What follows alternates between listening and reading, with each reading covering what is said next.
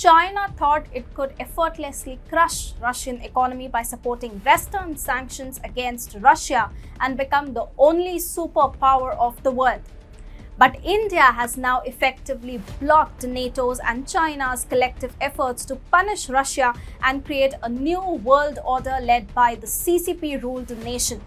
Hi and welcome. You are watching TFI Global, the foreign affairs and the geopolitical analysis arm of the TFI Media Group. I'm your host Tejasvi Malhotra, and in this video I will tell you how India is helping Russia in its troubled times while China is in line with NATO's sanctions on Russia. The world has talked so much about the depth of ostentatious China-Russia relationship. The Western media often describe the so-called alliance between the two nations as rock solid or as one that can't be broken. Hey, it's me Atul. I started this channel. We started small, we went big. Suddenly, the whitey police was after us.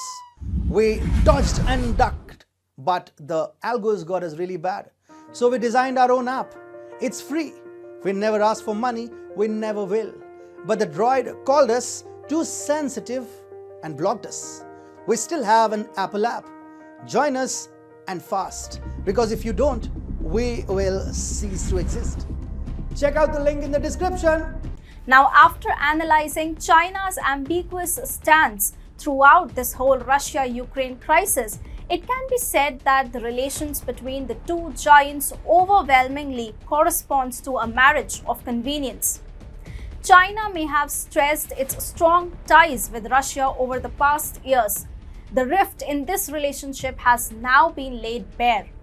Following Russia's invasion of Ukraine and its pursuit of the reunification campaign, China has sneakingly joined the ranks of nations like the US and UK in imposing trading restrictions on Moscow.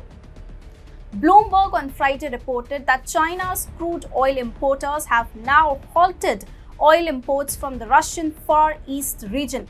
Chinese companies don't want to be caught in the crosshairs as NATO member nations still mull over possible sanctions on Russia's energy sector and putting the nation off the SWIFT payment system. Adding to that, the instability in the Black Sea has also worsened the Chinese companies' woes. This has resulted in a mind-numbing increase in shipping charges. So Chinese companies have now steered clear of the tumultuous waters amid news of Japanese and Turkish cargo ships coming under missile attacks of Ukraine's shores. The Russian economy is not a strong one, and the country can't stand protracted and heightened conflicts. Any prolonged crisis in Ukraine can not only hamper Russian energy exports but also cripple Russia's economy. So at this time of crisis, if any nation decides to halt its trade with Russia, it will surely have disastrous ramifications for the Russian economy as well as its political stability. Simply put, China has left Russia to fend for itself at a time when Moscow needed Beijing's assistance the most. But on the flip side, India has stepped up its efforts to rescue Russia's fluttering economy.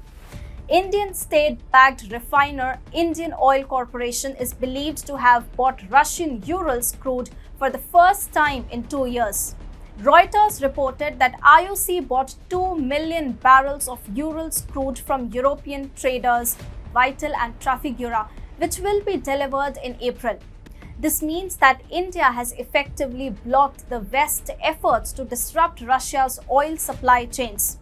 On the other hand, India is also working to soften the sanctions blow by exploring ways to set up a rupee payment mechanism for trade with Russia. Various European nations, barring Italy and Cyprus, are calling for putting Moscow off the SWIFT payment system to neuter Russia's trading regime. Now, India's rupee payment mechanism would open a window for Russia to trade with India using the Indian currency. India considered Russia a strategic partner. Moscow also enjoys a friendly reputation among Indian masses, and thus India has emerged as Russia's biggest supporter amid this crisis. On the other hand, an opportunist China has conveniently chosen to side with what it calls Western aggressors and left Moscow in the lurch.